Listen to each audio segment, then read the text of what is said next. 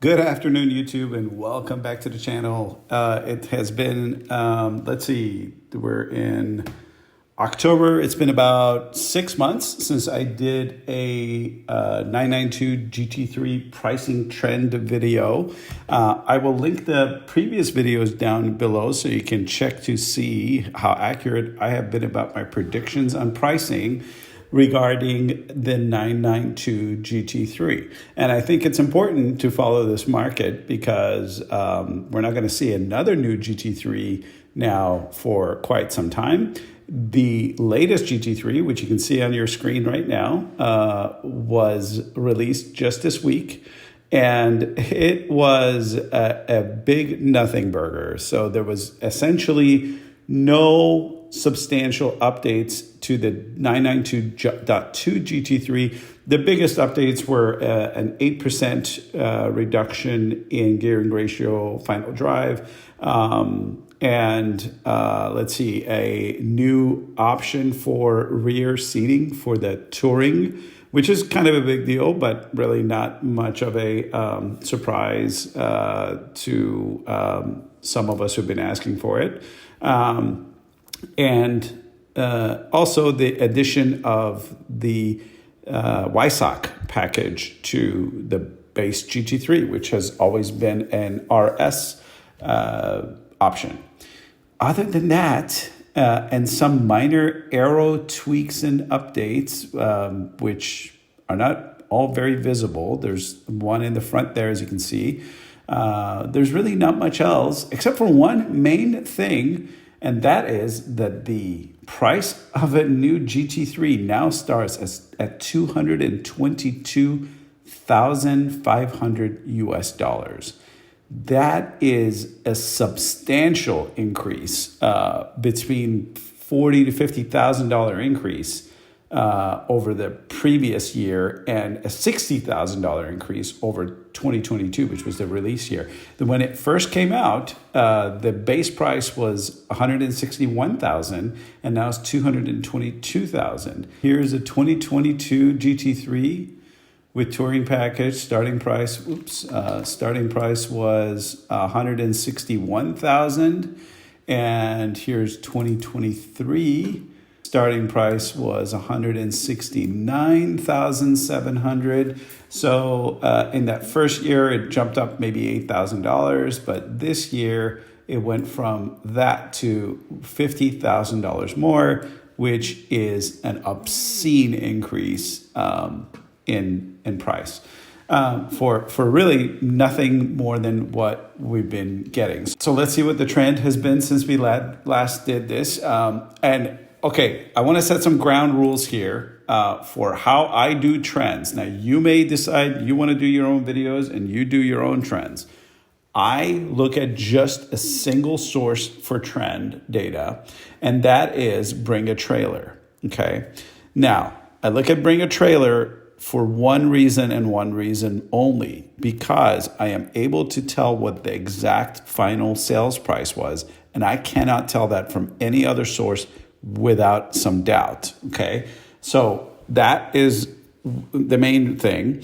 The other thing that is not included, okay, in my statistics and research that I'll present to you in just a moment, is the buyer's premium that the buyer has to pay on Bring a Trailer. Typically, that's 5%, I believe, and it caps out at $100,000. I think that's $5,000, but other people have said it's $7,500. So imagine it's all these prices would be $5,000 or $7,500 more than what I'm presenting, and that actually speaks to higher numbers on the difference between MSRP and final price. But since you know these are the verifiable numbers that I'm pulling out, I haven't added that buyer's premium in. You can do that in your head as we go along.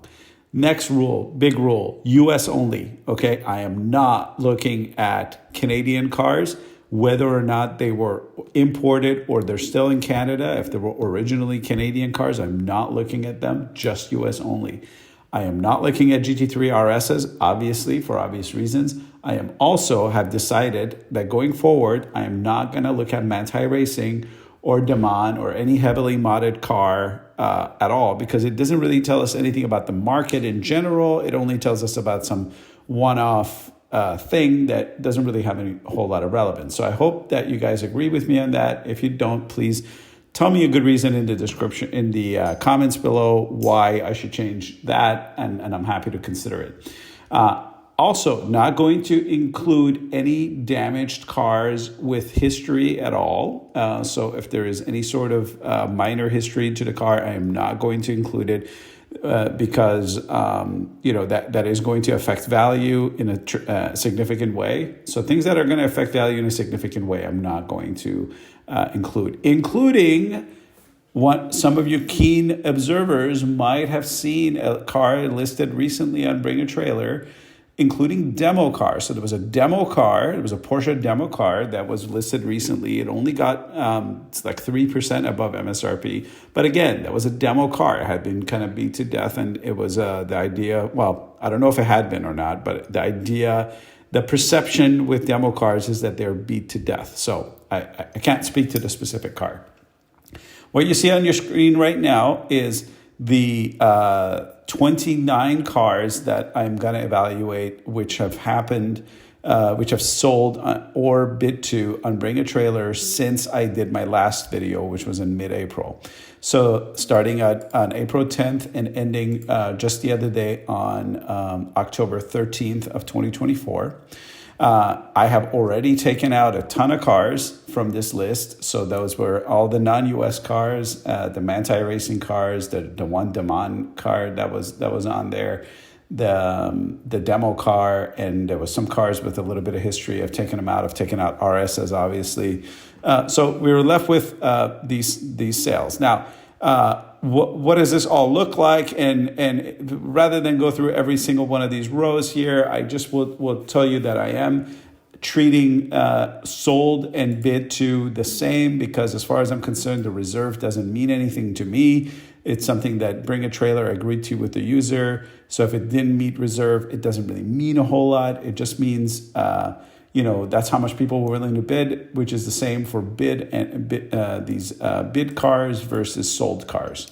The state, we've already kind of decided in previous videos, it doesn't make a whole lot of difference.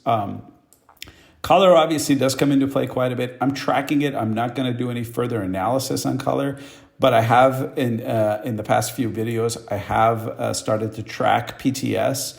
PTS cars do get really good returns on that the paint to sample option. I am tracking the type of transmission. So this is manual versus PDK, and winged cars versus touring. Okay, I am tracking mileage, and there's actually a fun one to look at here. I track original MSRP, the final sale price, not including that buyer premium that you're charged with Bring a Trailer, the date, the difference in MSRP, and then finally getting to the one thing I care the most about is how much over MSRP did the car sell for. Again, not including that buyer premium, how much did it sell for? And is that trend upward or downward? That's really what my videos are about. If you don't agree with that, I'd love to hear from you. But I just want to know, is the trend over MSRP of the sale price over MSRP, is that trend upward or downward? Because we know the price in general is going to be upward going forward, given that we have this $50,000 increase in base pricing from Porsche. Now, that's not to say that dealers are not going to charge ADM on top of that. We'll find out soon. So what have we seen? Rather than go through all these numbers, I will just show you my graph. So I've updated this graph. As you can see, there's quite a few outliers that happen. There's this one crazy one up here, one way down here, another one way down here recently, and some of these big spikes. But this is a trend line that Excel actually applied to these numbers. And as you can see, it's not a huge noticeable upward trend or anything, but we did see a little bit of a bottom in right around when I was doing that previous video right around the what's the month? April. And now we've seen a bit of an upward trend. And I think a lot of this has been waiting on seeing what this new generation GT3 was going to look like. And we saw this week that there is basically no change other than in the price tag. So mark my words that I think that when I do another video for you sometime in the early 2025, I probably won't do one for the rest of this year anymore. We're nearing the end of the year. But when I do one in early 2025, I think we're going to see a 5 to 10% increase from where we are today across the board. And I think the 22 cars are actually going to be the beneficiary of a lot of that increase because they had such a low MSRP compared to 23 cars and certainly compared to any 25 cars that are going to be coming out. So if you've been waiting on the sidelines, seeing what's going to happen with the 2025 allocations and whatnot. Now, if you're lucky enough to even get an allocation for a 2025 992.2 GT3, are you willing to pay an extra $50,000 for it? Personally, I'm not, but I'm also I don't have I have a winged car and it's PDK, so I wouldn't have been able to option my car with rear seats anyway. I may have been able to option it with the YSOC package, and I would have, by the way, if I could at the time. But if I had the option to, I mean. But obviously, I am not even going to consider changing to the .2 for essentially no change. So with that, I'm going to close out here. Hopefully this has been of value to you. And leave me your comments below. I really want to see what your thoughts are on the .2, first of all, what you think the prices are going to do over the next few months. Now, barring any crazy economic thing happening, I really think that the money here is with the trend heading upwards from here, given the huge increase in price from Porsche.